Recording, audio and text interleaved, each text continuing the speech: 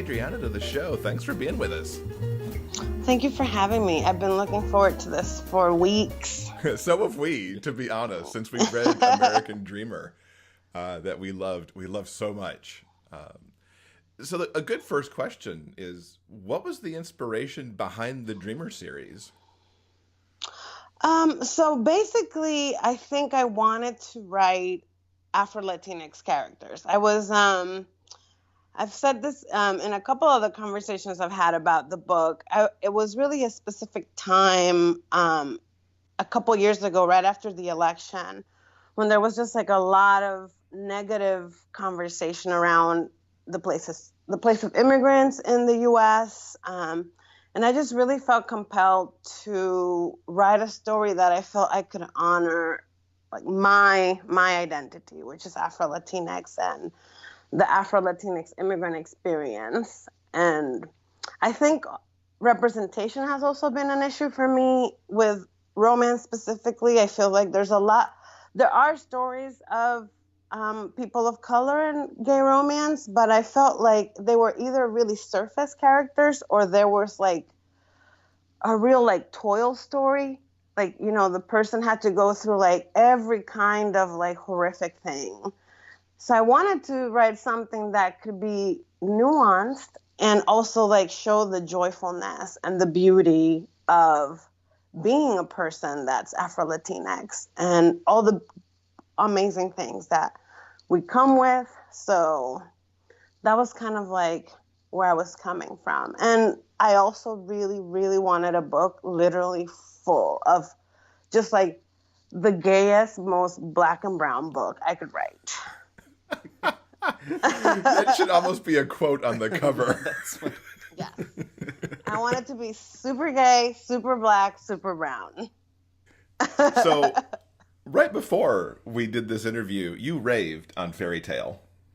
Tell us in your own words what that story is about and kind of how it falls in the series. So it's the second book in the Dreamer series, and it's set in New York City, which is different from Dreamer, which is set in Ithaca.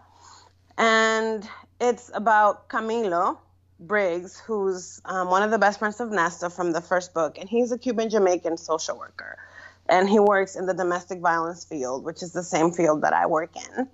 And he meets this like very hot stranger at a gala, and he turns out to be a big donor for the agency that he works for, that Camilo works for. And Tom is an interesting character because he's a billionaire, which we love in our romances. But he's also Dominican and white passing, which is something that I really wanted to explore in a book, what it means to be Latinx, but also like kind of have the privilege of like presenting as a white person and what that means and how hard that is to like navigate. So I guess like it's about it's a fairy tale, it's a modern day fairy tale, but it's also, again, like a different side to the Latinx experience. And it's sweet and fun and cute and sexy. Yes, it definitely is. First, before we get to the next question, I want to commend you on the sort of what I found really enjoyable about not only American Dreamer, but the American Fairytale as well, is the sort of like the group of friends, the sense of like found family that comes across really strong in this series. I think it's exceptionally well done. And especially in that first book, because like right at the beginning from the get-go, you introduce this, frankly, a really large cast of characters. And I think with a lesser author that could, frankly, get confusing. I know when I read a book, I get confused easily if there are like, 5, 6, 7 people, names and personalities all thrown at you at once. But each of your characters, each of the friends in that group are so clearly delineated, and especially in that first book in the opening scene, you give us the briefest glimpses of who they are, and we understand, frankly, right away where they kind of fit in the group of friends, and of course they're all wonderful and interesting and funny, and they give each other shit like good friends do. Yeah. I love this group of guys so much. Thank you. I have to admit, like, they're not my friends, but those four guys are very inspired on my, like, really core group of friends in my early 20s. In the DR, when I was still in Dominican Republic, like, my core group of friends were mostly gay men, because my cousin, who's like my brother, who's 14 months older than I, is gay. And a lot, like, we kind of just, like, started hanging out with this group of, like, queer kids in the DR, which in the 90s was kind of an interesting crowd to be in, just because it wasn't really okay to be openly gay. And we had so much fun, and we did so much, like, crazy stuff together. And I just kind of really wanted to kind of, like, write a love letter to those, like, those friendships and those years. And a lot of them ended up coming to the States at the same time I did in my early 20s. So I think they feel so real because they are, like, real. Mm-hmm. These books are getting so much praise. What do you think's resonating with the readers? I think people are more open now, or I think we're always sure that we're open to, like, reading about those different experiences. But I think there's, like, a particular appetite now for reading more characters that are bringing with them, like, a different lived experience. And I think that might be part of it, like, why people are interested in the story. And I think everybody can connect to, like, a striving story. You know, I think, like, Nesto and Jude and Camilo, Patrice, Juan Pablo, all of them, like, they're just striving to be who they know they deserve to be for the lives that they're working for. And I think everyone can relate to that, and that struggle of, like, fighting for what you want. Mm-hmm. Did you also intend to make everybody hungry with American Yes. Dreamer? Yes. Was that part of, like, your side plot? Yes, I did. I wanted, because also that's the other piece. Like, Caribbean food is very similar, but very, like, different in many ways. And I talk about that a lot in Dreamer. And I wanted to just, like, show people, like, all the different flavors and how we're all connected. So I think it's something that doesn't really get talked about as much, like the wide variety of our flavors. So I did intentionally want people to be very interested in Caribbean food. I wanted people to Google Dominican restaurants, and it sounds like I succeeded. I think you did. Yeah. I haven't gotten into Fairytale yet. Is there food there also, or do we break away from the food a little bit? A little bit. A little bit. Yeah, a little bit. It's not as much food. It's more about, I feel like Fairytale is more about, like, Harlem and the Bronx. I have a lot of places in Harlem and the Bronx because, again, there are a lot of romances set in New York City. Not many of them are set in Harlem and the Bronx. So I wanted to go to the places where, like, the diaspora that I belong to came to. So I think that's more, I'm hoping people Google places to go in the Bronx and Harlem with this one. That is a good goal to have, most definitely. Now, with this group of characters, they come from a lot of different backgrounds. What is your process for basically ensuring accurate representation? Is it all from your own personal experience or something else? Yeah. So far in this series, and I'm sure that as I write more, then I'm going to have to go outside of that. But so far in this series, I've really gone with origin stories that I know of, or from people that are, like, my friends or things like that, like Camilo's mom, for example, is a Marielita, which was a specific group of Cuban refugees that came at a specific time to the U.S. And I kind of touch upon that because that's, like, a very important, like, influx of immigrants that came at a specific time. And they're all particular experiences that I have been connected to through my friends or family. But I do think writing diaspora is something that people need to be more thoughtful about. So I think I try to think a lot about, like, when did this person come? How did they come? What was the political situation in the U.S. at that time? How they would have been received? Like with Patrice, he's Haitian and he's Black. His experience and the way he was received would be different than, for example, Camilo's mom, who came as a Cuban refugee and had like protected status as she came into the U.S. So it's very, like, there's nuances there and like context that really needs to be thought about, because it really impacts how the person like can integrate into American life. Yeah. And speaking of writing from experience, you have a job in social work and advocacy. Did you use your own personal experience when writing about Camilo's work?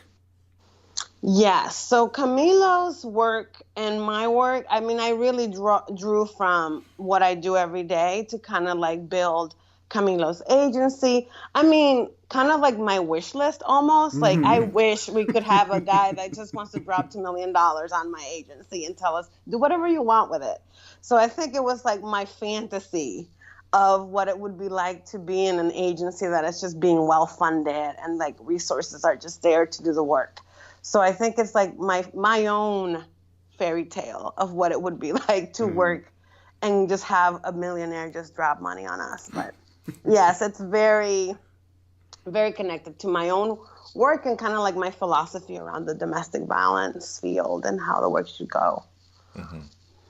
I like how you set really the books in our extremely modern times too. And I think in American Dreamer, as Nesto faces the discrimination of the who I like to call the evil woman, Yes, and how even he deals with it, because I think that it tells a story that not everybody necessarily thinks about all the time. yeah, and I really wanted to contrast even in the book, like Jude's own reactions to how her the racism and the obvious discrimination and sabotaging, and Nestor's reactions to it, and the reality that there are different consequences for some people than to others, and that's a reality you kind of just have to walk with. Mm-hmm. And I loved how he dealt with it too, taking that high road. I just like, go Nesto. Yeah. Right, and it's the reality. You like, it could have a consequence that was like very, very difficult for him. So he couldn't just like get into a thing with this lady. Right. Now, American Dreamer was your first book. Yeah. How did you come into writing romance, and specifically romance? So I've been toying with the idea of writing an romance for a long time. I've been an romance reader for like a long time. Like I was at the first GRL. I'm like an OG of romance. But I was a lot more involved in the community, and then kind of stepped back. I got busy and I just kind of kept reading, but I had it in the back of my mind.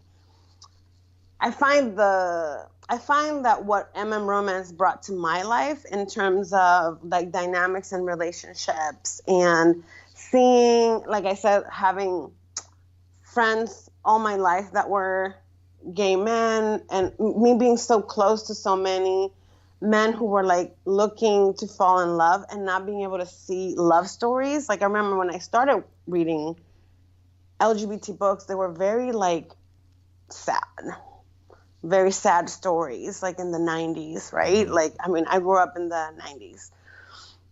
And so they like just finding a romance was something that was like so incredibly like wonderful for me. And I thought, wouldn't it be even more wonderful if I could actually find my particular experience and the particular experience of the people who I love in those books? So it was kind of like a combination of going to a place, like the type of story that had been really meaningful to me, and then kind of like putting my own experience into the space. What was it like to write the first book after having read so many?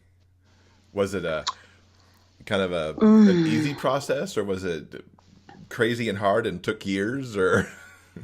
So it didn't take me that long, if I'm honest, but I have been thinking about it for a long time. So before I actually like started writing, I kind of like did a whole year of like reading a lot of craft books and going to workshops and like trying things. And I actually started a book set in Ethiopia, which is like also a gay romance. And I got through like a third of that, and I was like, I cannot write this book. I am not equipped to write a gay romance in Ethiopia right now.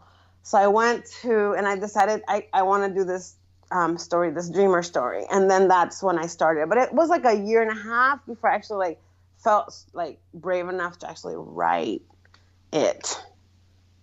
Yes. Well, I'm so glad that you found that bravery to give us what we got.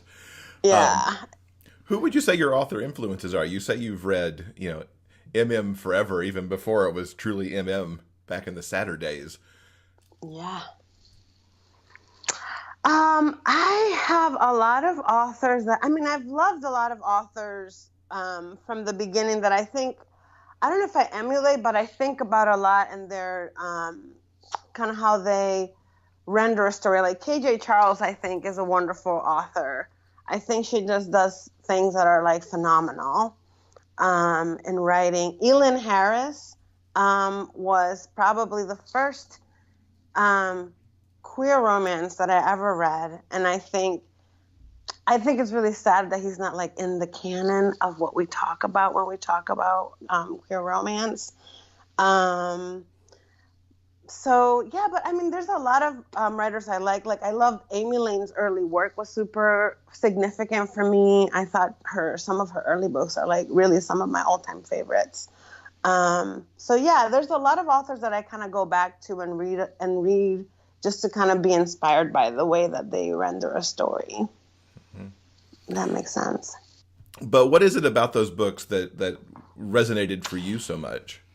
I think, well, first of all, it was like they felt familiar in a way that was like a discovery almost, because like I didn't really ever know any people, a Black man who was really exploring like the falling in love and the feelings and the struggle and the conflicts of trying to make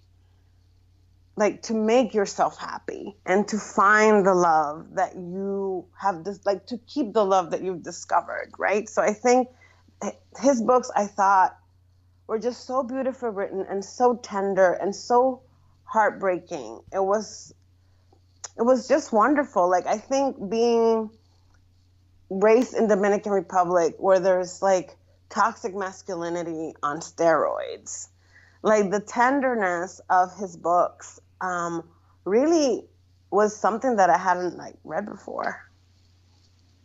I think it just was kind of like eye-opening to me. Mm-hmm. Yeah. Now, so far in your Dreamer series, we've had Nesto and Jude's story, mm-hmm. and Camilo and Tom's story. There is, of course, thank God, there's going to be a third book. Whose story we are going to get in that one, and what can you tell us about that one? So it's Patrice's book. Patrice is Nesto's friend, who's a Haitian American man. He's a professor, and it's set in Ithaca. So he conveniently gets a job at Cornell in the economics department and moves to Ithaca. And he reconnects with Easton Archer, who is a character that we meet in Dreamer, who's a prosecutor, an assistant district attorney in Ithaca. And Easton is white. So it's an interracial romance. Yeah. When does that one get to come out? That one comes out in October. I just saw proof for the cover earlier this week. And it is so nice. I love it. I think it's my favorite one, and I really love the covers for both books so far. But it's I'm calling it my Black Lives Matter romance, although it's not super intense, but it's definitely like the conflict between Patrice and Easton is definitely revolving around kind of like having to navigate both of like their positions in life.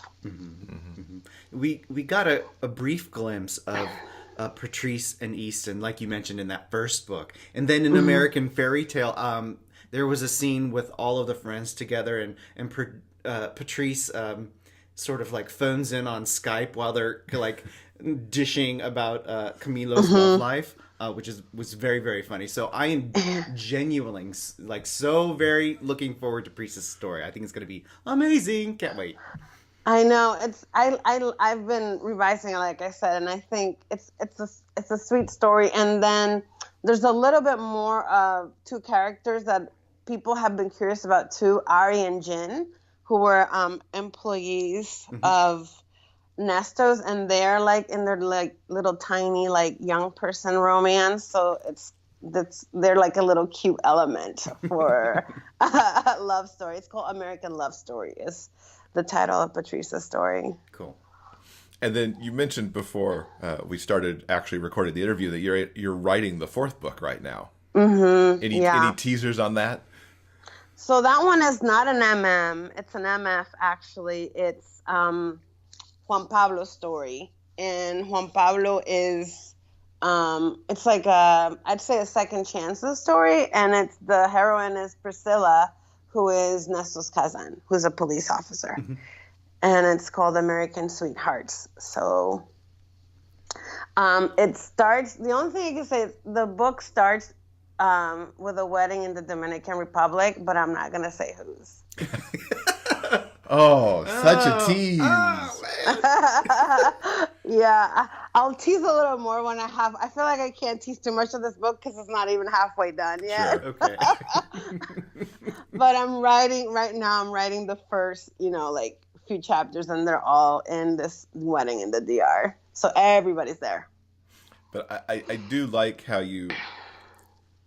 we've seen with some traditionally MF series where an MM book ends up in the series, and I like how you're kind of spinning that around to you've got an MM series so far and you're putting an MF book in it. Yes. Just to like broaden that universe out. Yeah, because so my kind of little tagline is like, I write romance full of people who look and sound like my people. And there's a lot of my people who are gay men, like so many of them. But not all of them are. So I wanted to, in this series, at least have one story where, like both Priscilla and Juan Pablo are queer. Like she's pan, he's bi. But it's also like a different type of, experience, because they're both, engaging in a straight relationship, which brings on, like, has its own privileges, like in terms of like how it appears. So I also wanted to kind of like to explore that a little bit. And I think exploring the pansexuality too will be interesting, because that doesn't turn up in a lot of books, at least the ones that cross my radar. And I think it's nice to see that representation as well, alongside the ethnic background representation that you're bringing as well. Yeah, I think it's something that I think it's because of their age. Like I'm trying to kind of like engage a little bit in even Priscilla arriving to a place where she's like, oh, actually I'm pan. It's as opposed to like I thought I was bisexual, and how she arrived at that. Because I think that's something that for people my age, like I'm 40, it's something that we arrived at because we didn't even have the language for that.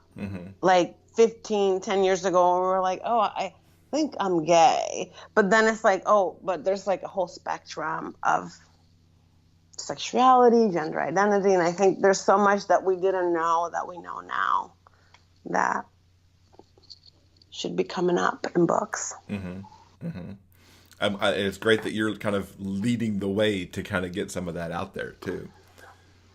Yeah, it's a great time to be writing romance, I think. So besides the Dreamer books, is there anything else coming up that you're looking to write in the coming, I'll say years, since probably Dreamer has you going for the rest of this year, probably, if nothing else? Yeah. So I do have a couple of things that I'm working on. I'm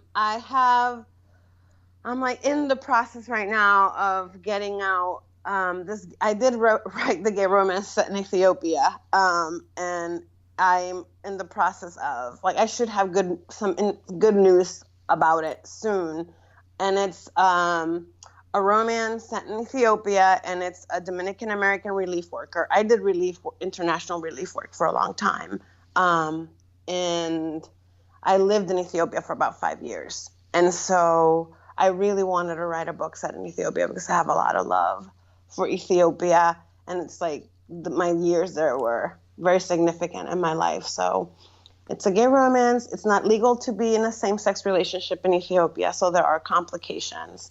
And it's a Dominican American relief worker and a colleague who's Ethiopian, and they fall in love.